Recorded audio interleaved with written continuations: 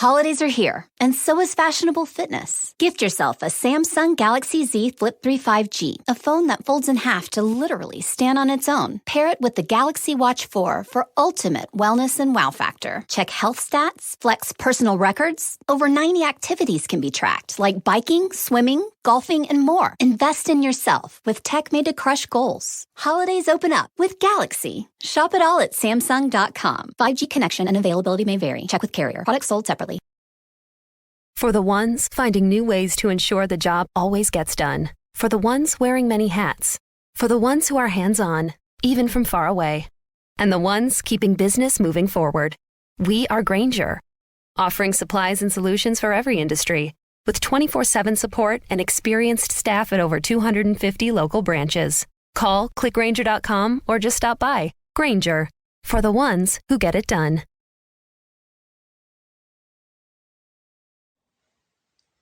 Hey everybody, it's Sam with Pro Wrestling Overtime, and here is the episode that some of you have been writing me about.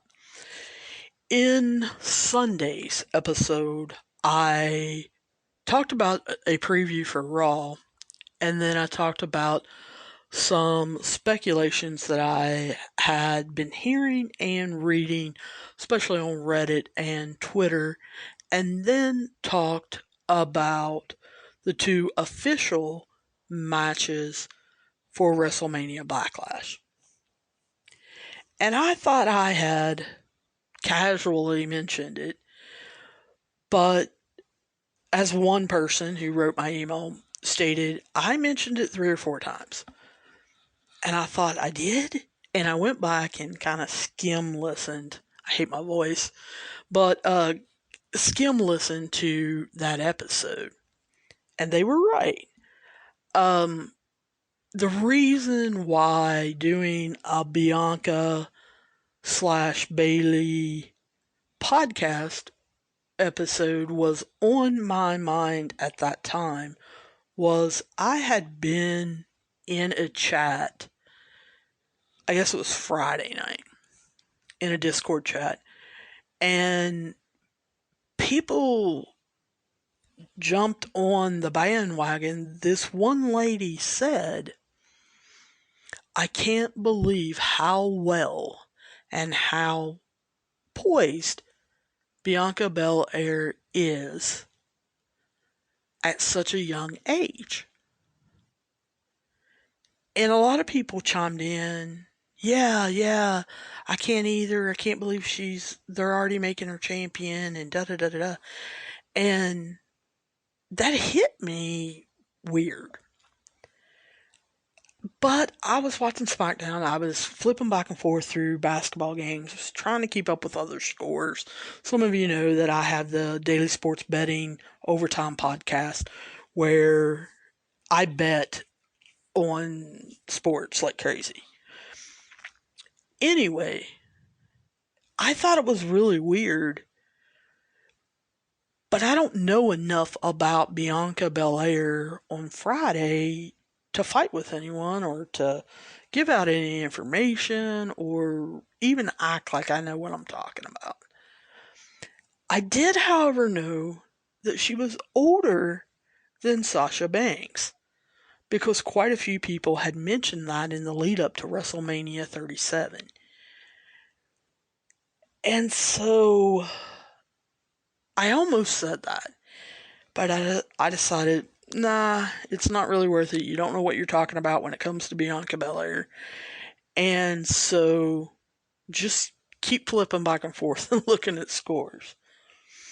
But I guess it was in the back of my head when I recorded that episode on Sunday, and I had at that time started a little bit of research into Bianca Belair, and was really shocked, because obviously Bianca Belair is not her real name, but was actually shocked to find out I knew her from before. When she ran track at the University of Tennessee. Because during some of my research, YouTube clips come up of her running track and everything. It really did jog my memory. If you don't know, I am a big Florida Gators fan. Huge. Root for them and everything. Used to be a track coach. And so I definitely watch them when they're on TV, especially on the SEC network. And I remember her. She was, extremely good. And I decided to delve into her in track and find out, was she invited to the Olympics or anything like that. Ran across a article by ESPN's Sean Hurd.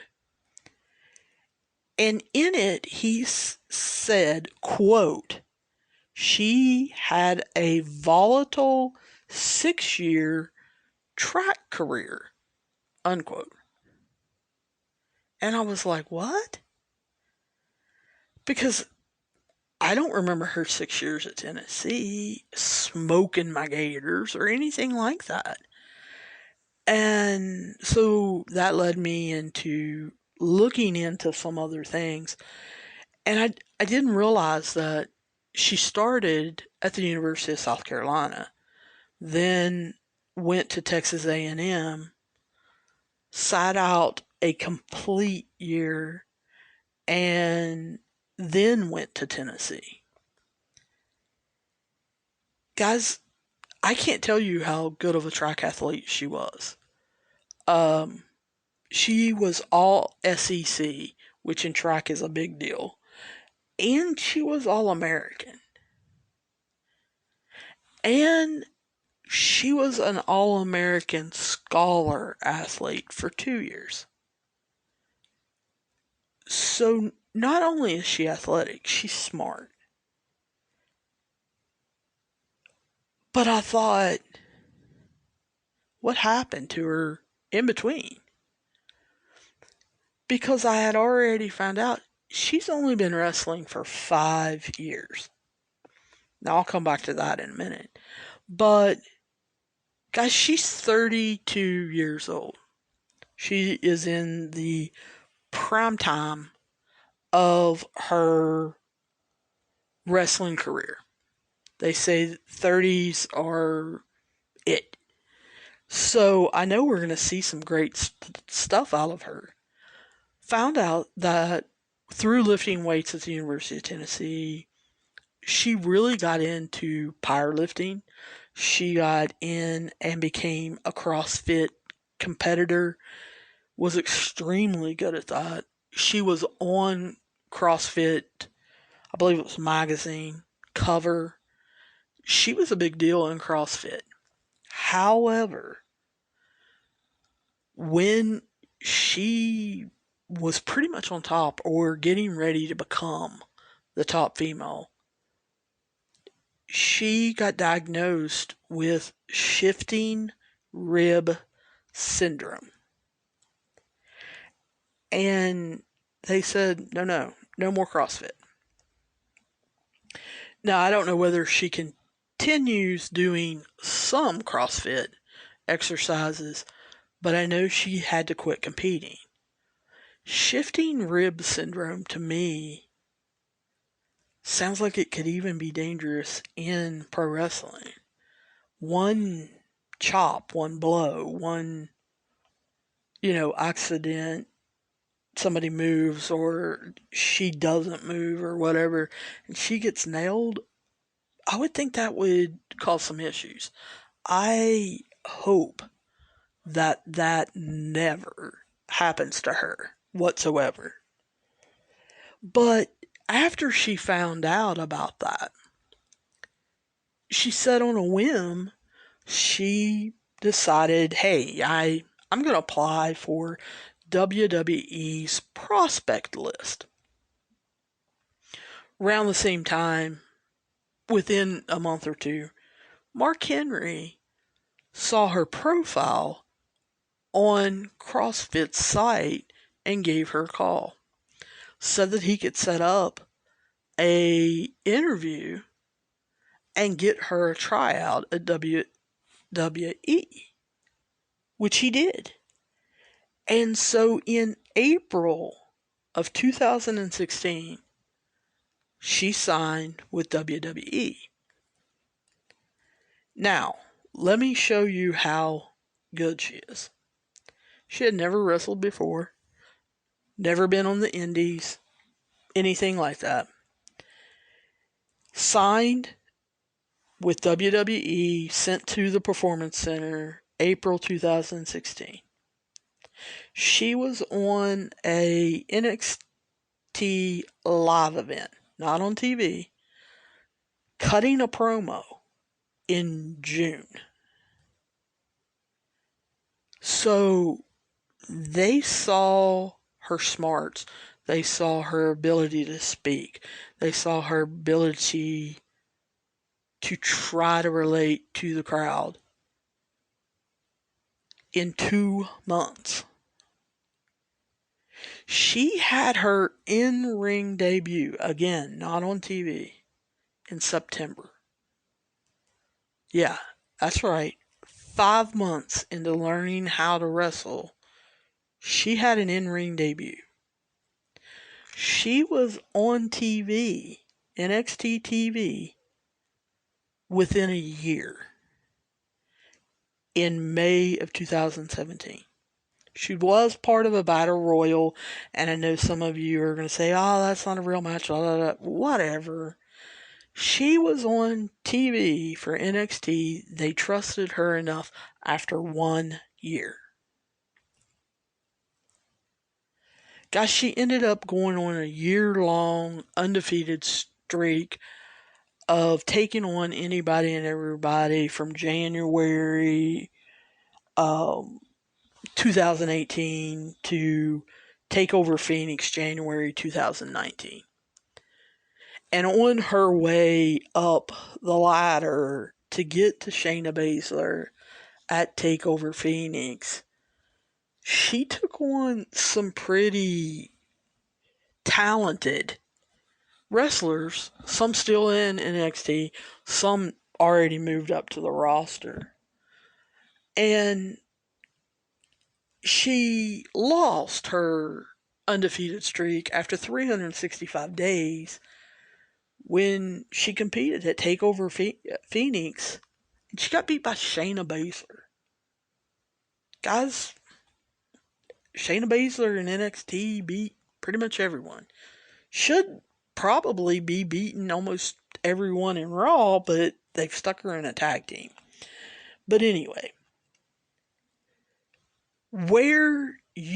if you don't remember her from NXT because you either didn't have the network or you didn't watch NXT, because I know there are some people out there that just didn't watch NXT, you saw her for the first time ever in November of 2019 when NXT invaded.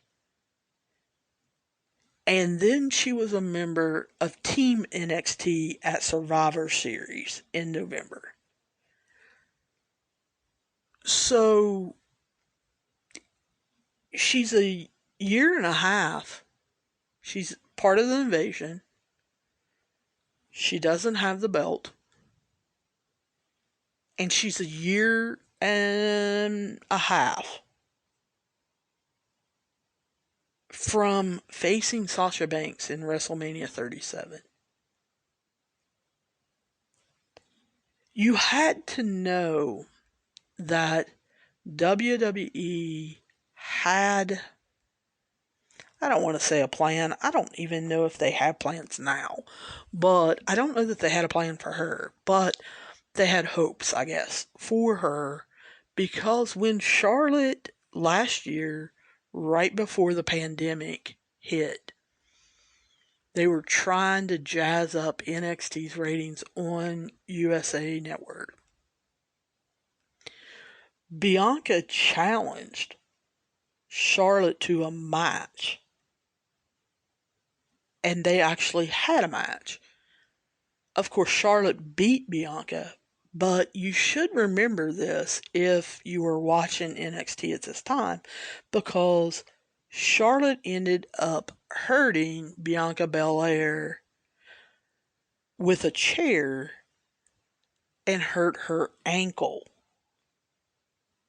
That was her last match in NXT, February of 2020.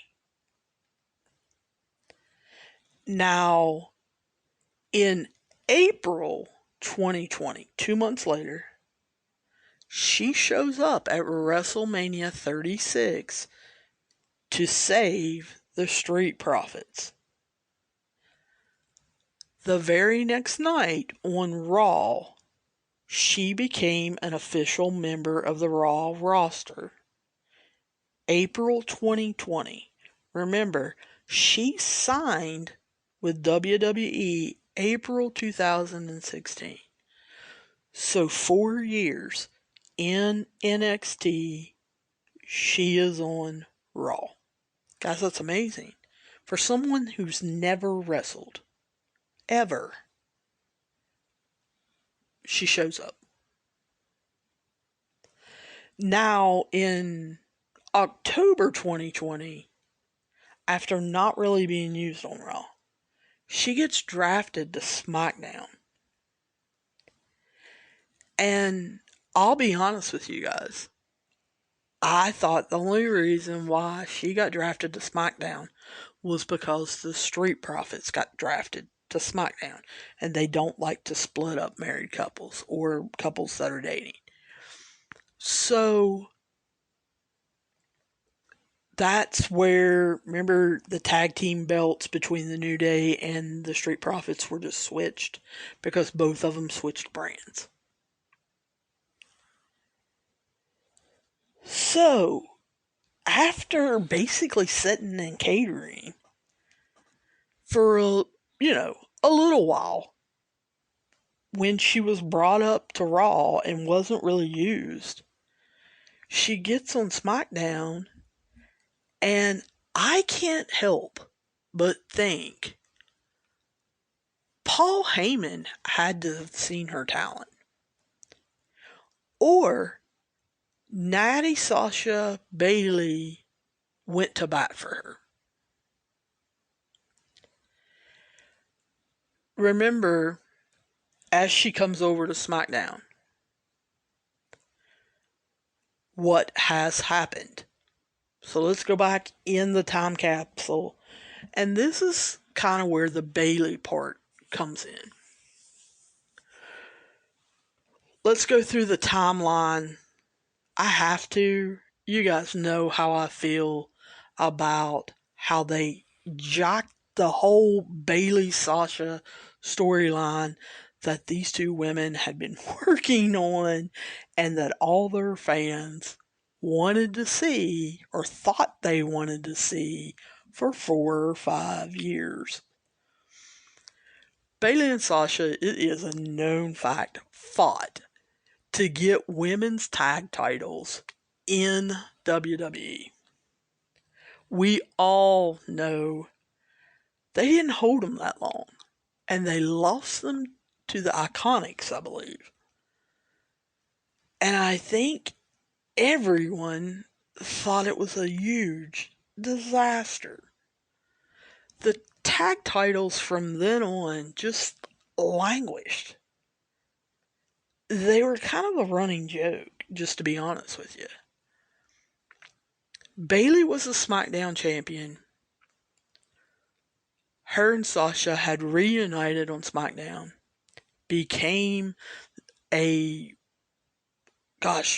formidable duo, and they were the women that saved WWE in the pandemic era. Do not tell me Drew McIntyre. Do not tell me Randy Orton. Yes, I believe if you want to name 2 men, those 2 men helped. But I'm telling you, in the very beginning of the pandemic, Asuka, really got, hey, there's no crowds, so I'm going to dance, I'm going to yell in Japanese, I'm going to entertain myself. I think it took one time of Asuka doing that for Bayley and Sasha to realize, oh, we just need to entertain each other. And occasionally we'll entertain Michael Cole and Corey Graves and get them to laugh. But we're just going to kind of play off each other. And they truly came into their own.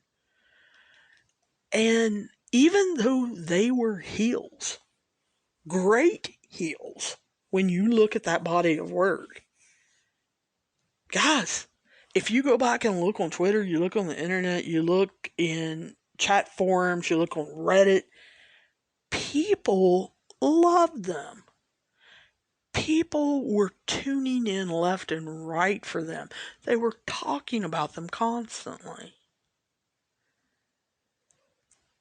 WWE makes the decision, either through prompting or somebody got a thought down there on creative. You guys know I hate creative. But anyway, hey, let's give them the tag titles. Great. That allowed them to go to all three brands and help all three brands. The women's division on all three brands. Not with them in the ring. Although I'm sure that they helped the women in the ring. But so many people have spoke out that during the pandemic, when they were allowed to travel to all three brands, and they were showing up at the Performance Center, at NXT, and helping people, that they were doing it off TV. They were doing it quietly. You weren't seeing podcasts about it. You weren't seeing articles about it. They weren't doing it to get into the good graces of fans. I don't believe either woman cared that the fans knew. However, the wrestlers did. And even wrestlers that have now since been released talked about it. How helpful they were being around, being able to ask questions, giving out their phone numbers or how to contact them to ask a question, at 11 o'clock at night. You saw the women's division come into its own and get a lot of time. They were shown on TV a lot. Now, whether Bayley and Sasha were involved or not, yeah, sometimes they were, sometimes they weren't. But you got to see them just bloom, the whole entire women's division. Somebody down there, probably the same idiot that's done a lot of stuff, that shall remain nameless, Bruce, got the big idea, which we all knew was coming, that they were going to turn on each other. And fans were even wanting it. Fans were talking about it. Podcasters were talking about it and saying, this has to be the WrestleMania match. Well, I don't know if somebody mentioned it around Vince. He read it. I don't know. But Vince decided to pull the trigger on that in August. Why? Honestly, I think he wanted to try to pump up viewers for SummerSlam. And remember, Payback was held a week later. I truly believe that was the reason. Was it the right call? I've always said no. No, it wasn't. You don't take a storyline you've been building for 4 or 5 years that you've put the focus on all summer long and blow it up. That could have showed more cracks. That could have been drawn out.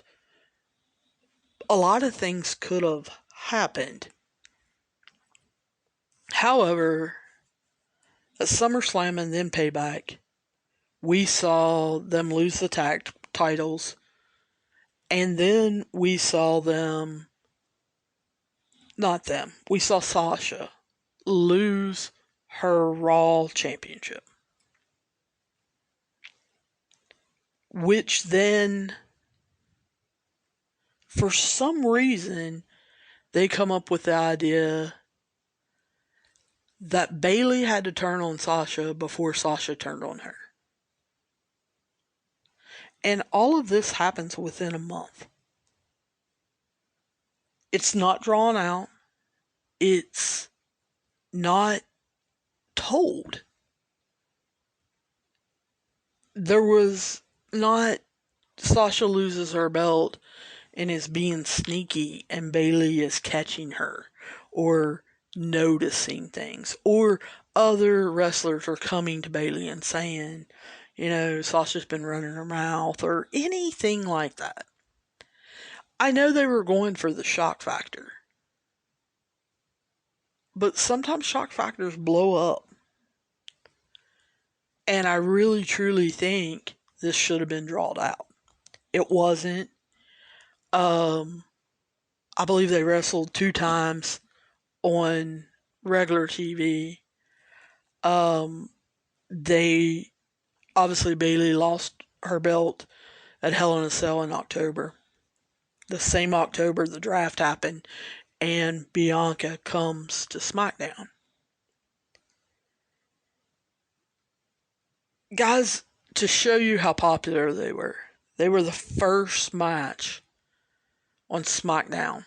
On SmackDown, not pay-per-view, SmackDown. They drew, for their match, the very first match, 2.5 million viewers. It was one of the highest segments that SmackDown had the whole entire year of 2020. And as soon as that match ended, according to Dave Metzler, who keeps track of all the segments, I look at ratings, but I don't look at segments.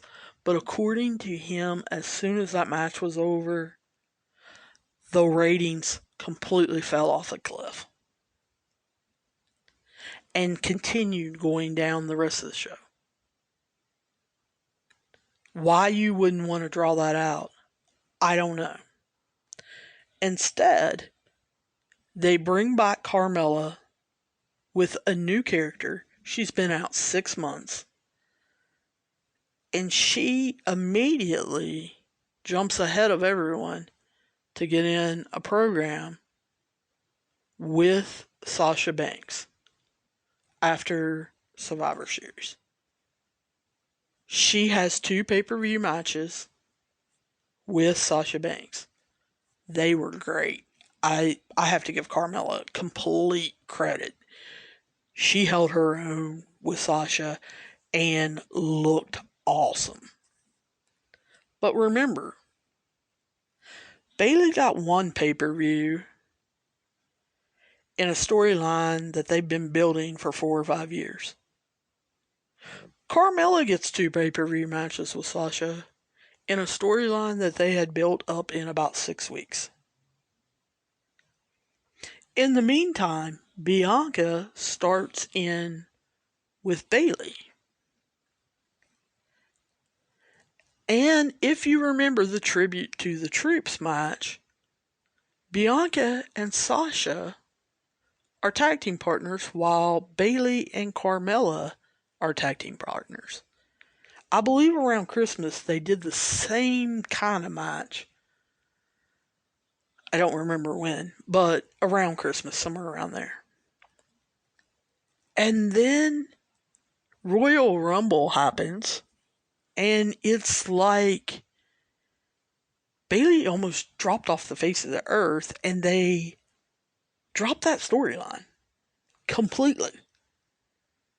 It became all about Bianca winning the Rumble and who's she going to choose. And I was like, what? It was also like Carmella dropped off the face of the earth, and her whole storyline with Sasha was done. And for 4 months, yes, 4 months, we have a convoluted storyline of Bianca and Sasha kind of being a tag team, being forced to be a tag team, but getting distracted by Reggie and going for the tag team titles, but yet they're going to face each other at WrestleMania 37. What? You can't come up with better ideas. So, when I said that on Sunday night and said, oh, I need to do an episode on that, this basically was supposed to be a rebooking of Bianca Belair. What I had in mind. As I kind of sat down and thought about it and kind of tried to flesh some of it out, I realized it wasn't a rebooking of only Bianca, because if you change one thing, it affects other things. And it causes a rebooking of Bayley, a rebooking of Sasha, a rebooking of Carmella. And to a point, a rebooking of Natty and maybe even Tamina. How I would have done it. I would have continued. Number one, I would not have blew up Sasha Bayley, but they did. So I'm starting from there. So it's October 2020. Bayley has just lost the Hell in a Cell match. I think with that, you have to continue that storyline to a point. I understand Survivor Series was in November, and Sasha had to take on Asuka. Bayley had to be part of the Survivor Series Smackdown team. I think I still would have continued that in some way. Either being a distraction, either interfering, putting some kind of insecurity into each other, pointing out where Sasha has lost to Asuka before, pointing out where Bayley's never been a captain before. Can she truly captain a Survivor Series team and get a victory? Something like that. I would have still had them jawing at each other, but maybe not having matches. I never would have started Bayley Bianca because they didn't finish it. And so now they're picking it up now, and it makes zero sense. Most of the time, WWE hopes we forget storylines. With this nightmare that they've just started, with Bayley just saying, I want my title back, okay, WrestleMania Backlash. They're kind of hoping you do remember Bianca and Bayley. But with Bianca, number one, being new to SmackDown. Number two, them setting her basically in catering when she was on Raw. I feel like you needed to tell her story. She needed a video package. She needed to be introduced. Not everybody watches NXT and knew that she was the EST. I think she needed to prove she was the EST. And I think in October, while Bayley and Sasha are in Hell in a Cell, you're doing that by putting her in a short-term program with either Tamina or Natty. And you're introducing Carmella the same exact way with vignettes,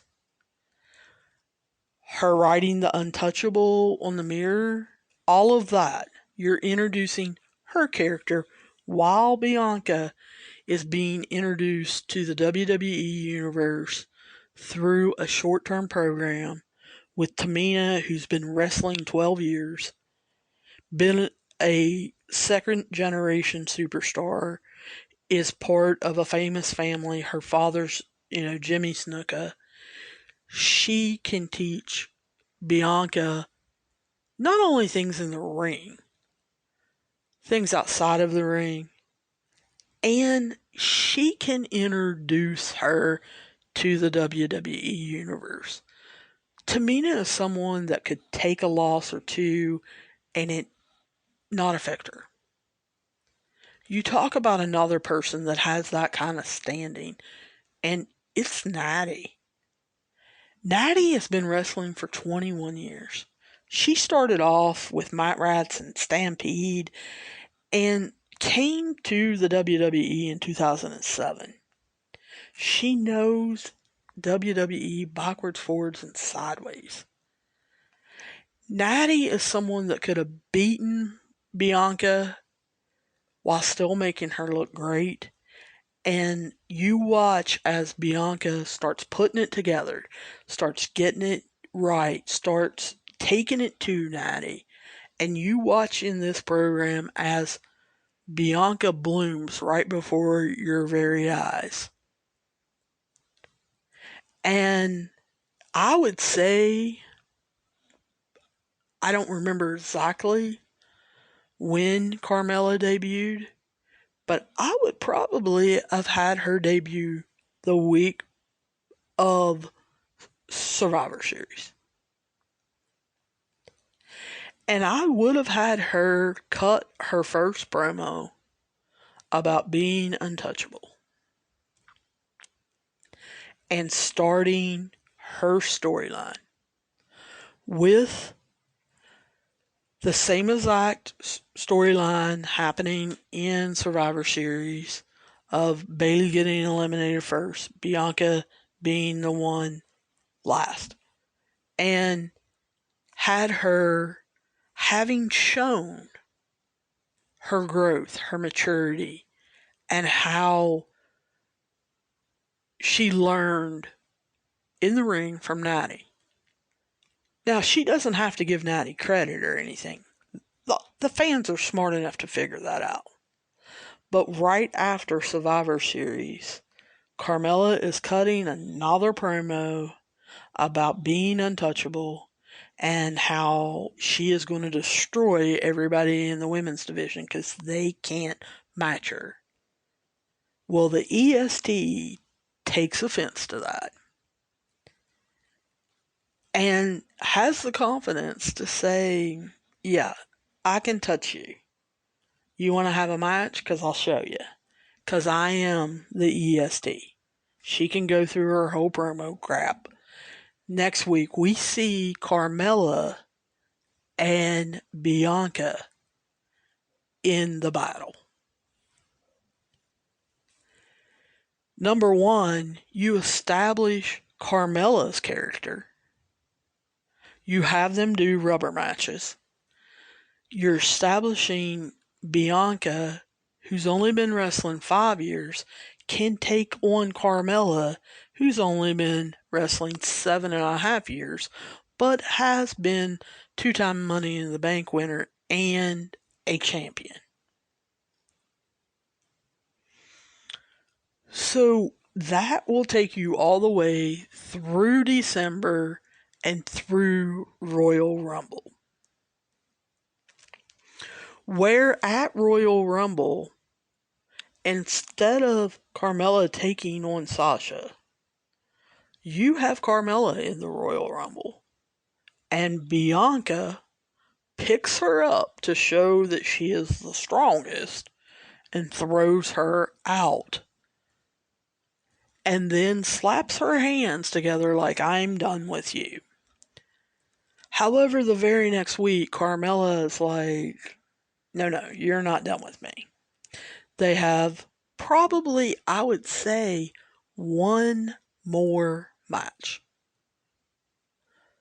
Because she is now the Royal Rumble winner, and she does need to be thinking, who am I going to choose?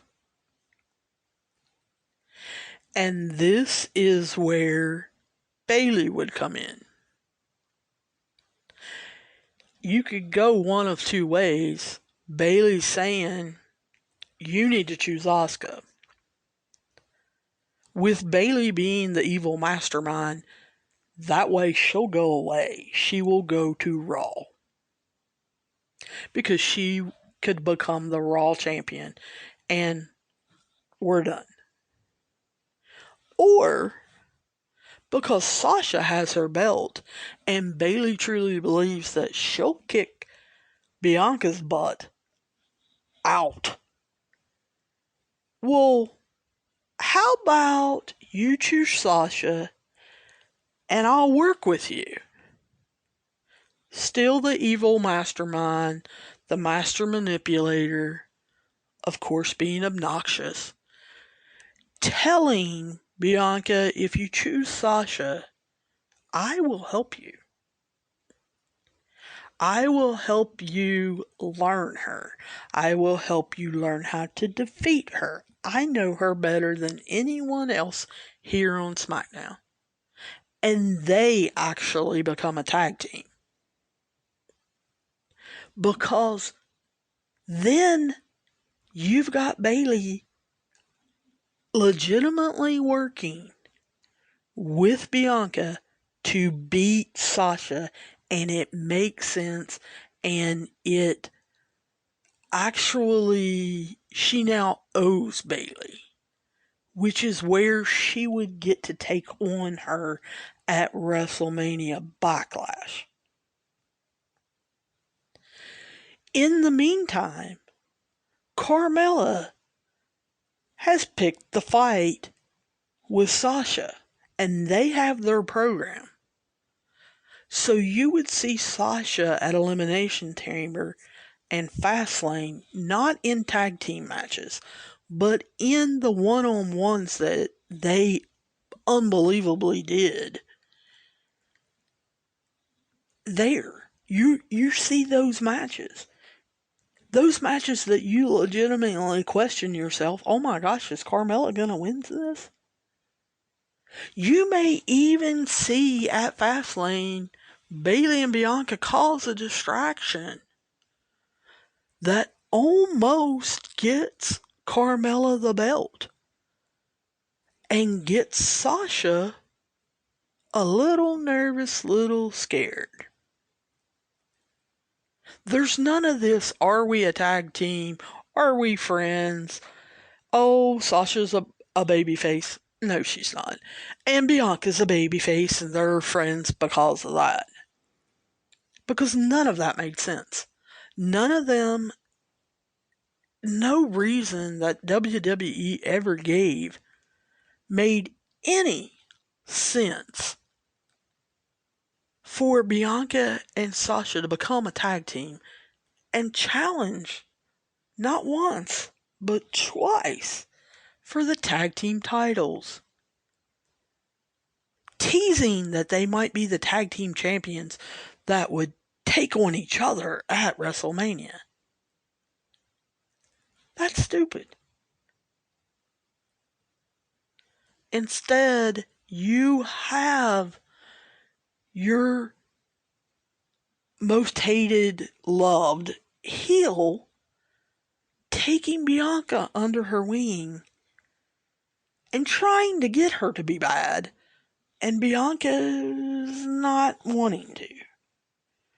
But she's also learning stuff from Bayley about Sasha that is put in to that awesome storyline that Sasha Banks and Bianca Belair created night one of WrestleMania 37. As screwed up as their storyline was, as it had Reggie involved and then Reggie wasn't involved and distractions were involved, and then it came down to, I'm just flat out better than you.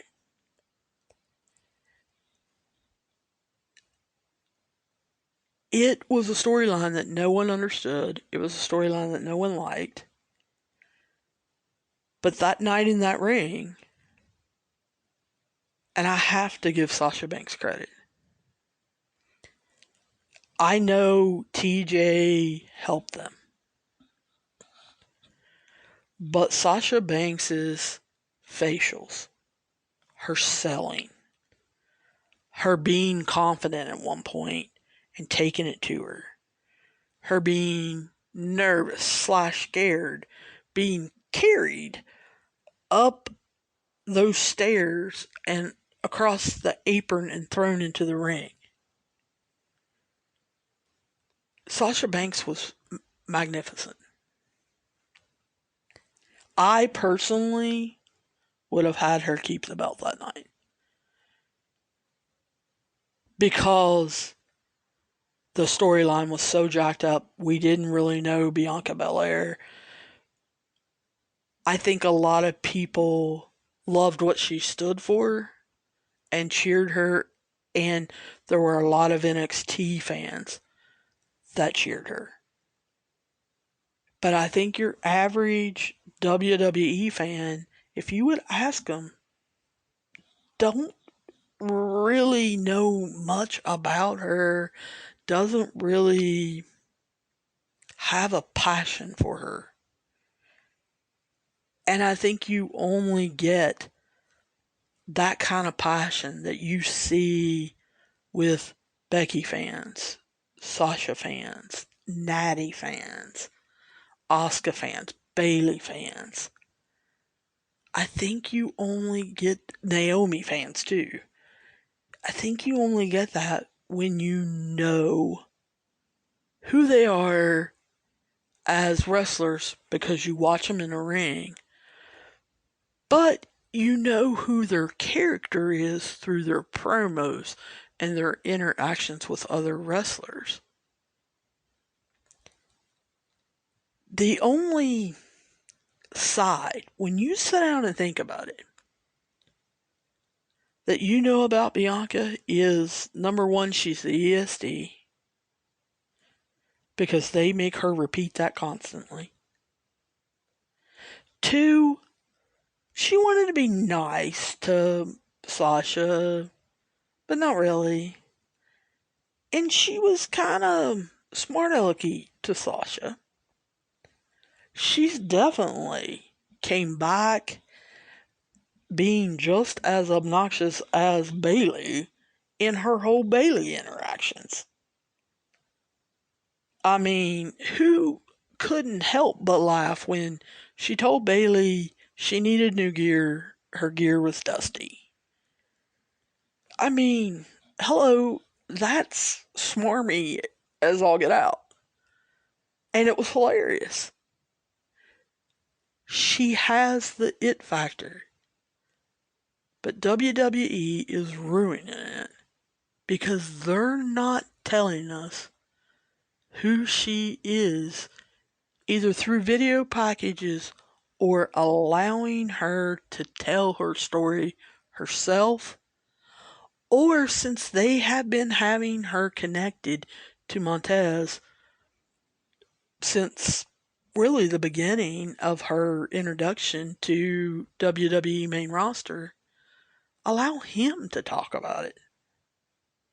Allow her to help the Street Profits. One of the best things about last week's SmackDown was having the Street Profits and Bianca together and having them go up against Dolph, Bobby Roode, and Bayley. Now, I don't think Bayley and Dolph and Bobby have a reason to be together. I don't think they have any chemistry together. Probably would have tried to use a different female wrestler. But understand that that was how WWE was trying to build a storyline for Bayley and Bianca for WrestleMania Backlash. But the thing is, she did win WrestleMania. Sasha does deserve time off.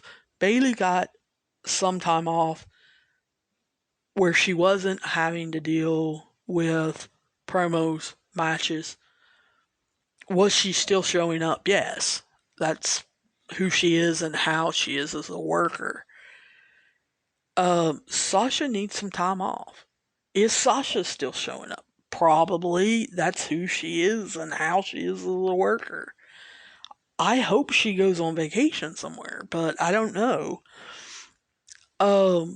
So you slide Bayley in, kind of in Sasha's place, and you have that storyline start, not continue, because remember, in my world, it didn't happen in December.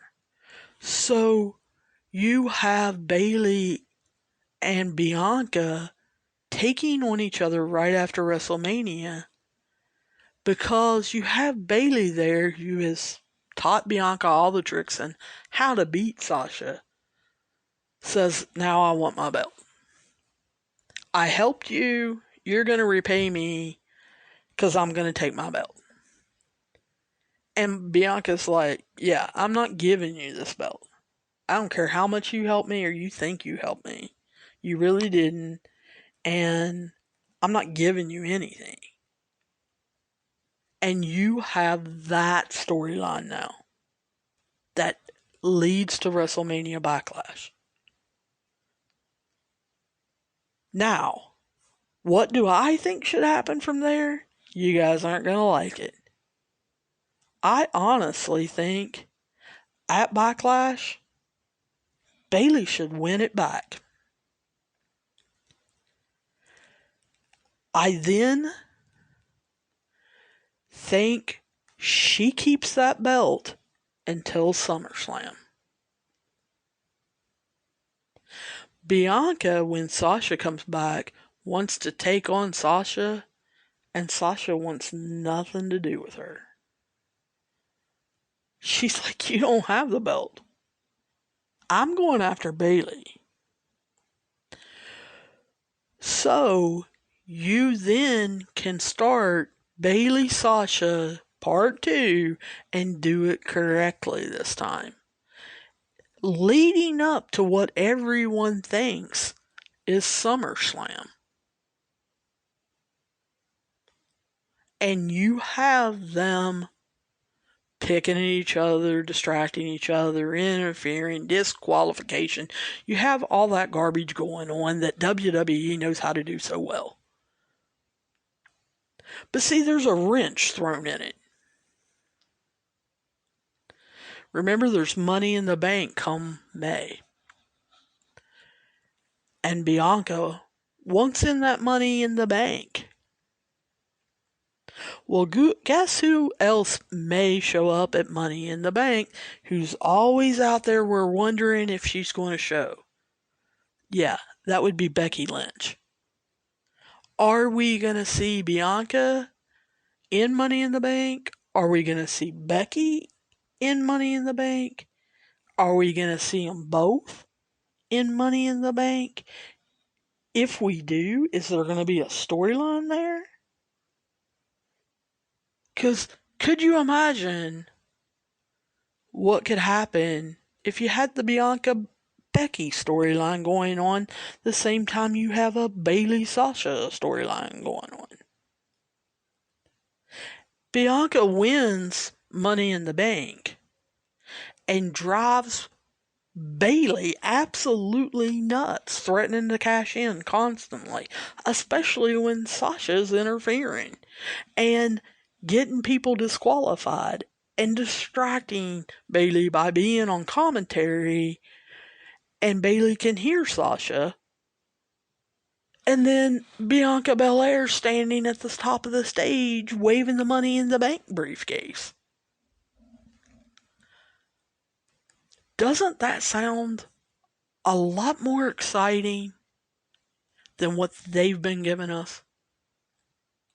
Honestly.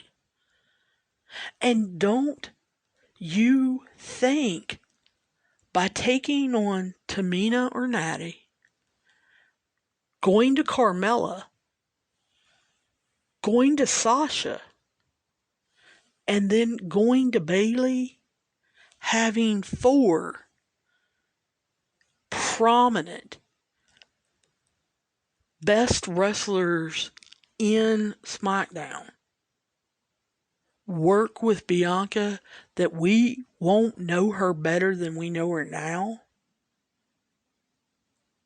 Natty is a heck of a storyteller.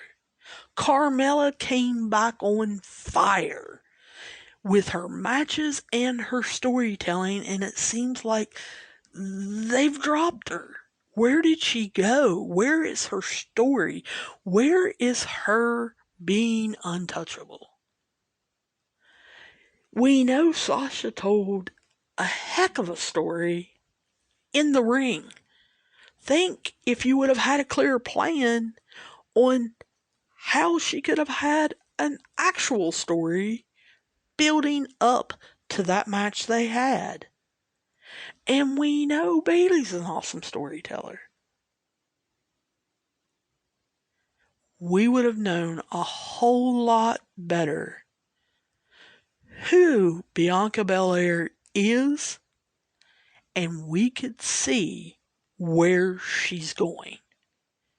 And you would have fans rooting for her right and left. Because taking on Natty and seeing how she conducts herself, how professional she is, and how babyface she is, would have led up to Bianca becoming your leading babyface on SmackDown after taking on 3 heels in a row. Carmella, Sasha would have been a definite heel in that match. And then working with Bayley, the number 1 heel on SmackDown, getting ready for Sasha, and afterwards wanting her payback. Guys, I can't help but think, yes, there's holes in mine. Yes, some parts of it need change. Yes, the wrestlers would have to have a say-so. Please, God, keep that creative crap away from that. But, guys, you have to admit that booking of Bianca Belair and leaving the tag team titles completely out of it and not interfering with that, because you could have had Natty and Tamina going for it a whole lot sooner and actually had them winning the belts at WrestleMania 37. You could have been telling that story. The women still would be getting time. And that's the problem. They're not getting enough time on SmackDown. They're not getting to tell stories. And it's sad.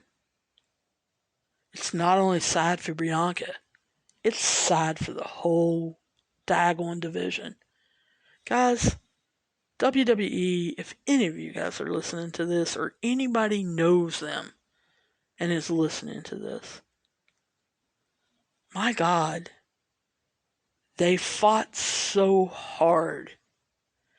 And we actually thought at the Evolution pay-per-view, they had won and was going to start then showing you what they could do.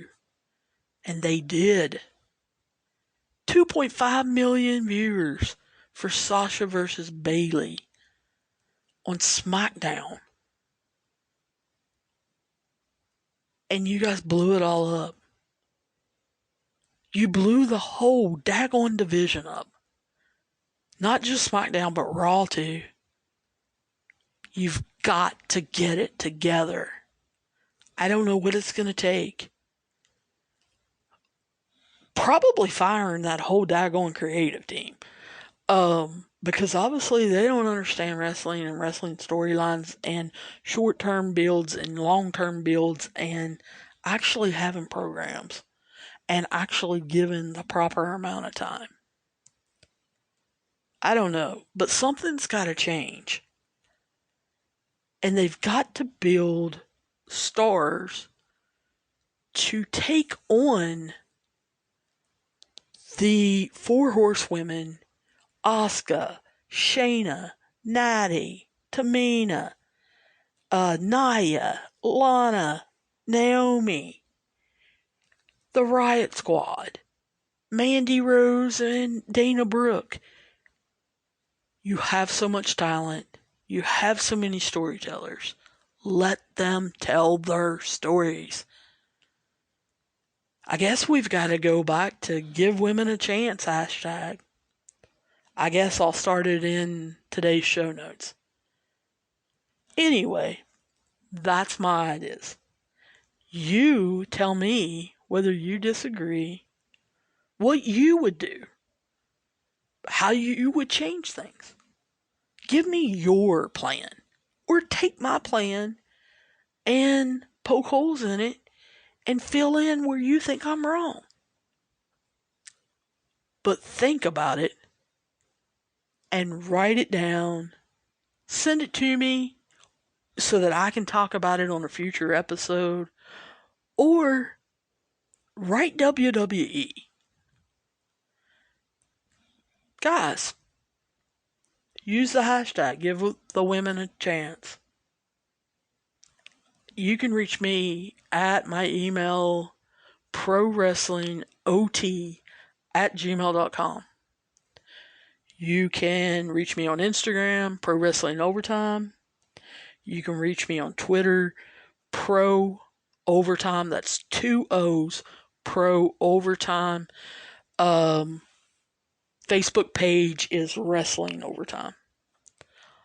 All DMs and Messenger and all of that garbage is open in case you don't want to say anything out in public where somebody may see it or may make fun of you.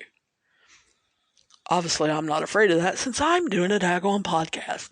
But anyway, I look forward to hearing from you and talking to you soon. I will see you down the road. Holidays are here, and so is fashionable fitness. Gift yourself a Samsung Galaxy Z Flip 3 5G, a phone that folds in half to literally stand on its own. Pair it with the Galaxy Watch 4 for ultimate wellness and wow factor. Check health stats, flex personal records. Over 90 activities can be tracked, like biking, swimming, golfing, and more. Invest in yourself with tech made to crush goals. Holidays open up with Galaxy. Shop it all at Samsung.com. 5G connection and availability may vary. Check with carrier. Products sold separately. For the ones who are always in the know. For the ones who keep things running. For the innovators and the problem solvers. Grainger offers supplies and solutions for every industry. Experienced staff at local branches and free access to experts to help answer your toughest questions. So whatever challenge you face, we have the knowledge and products to help. Call, click Grainger.com, or just stop by. Grainger, for the ones who get it done.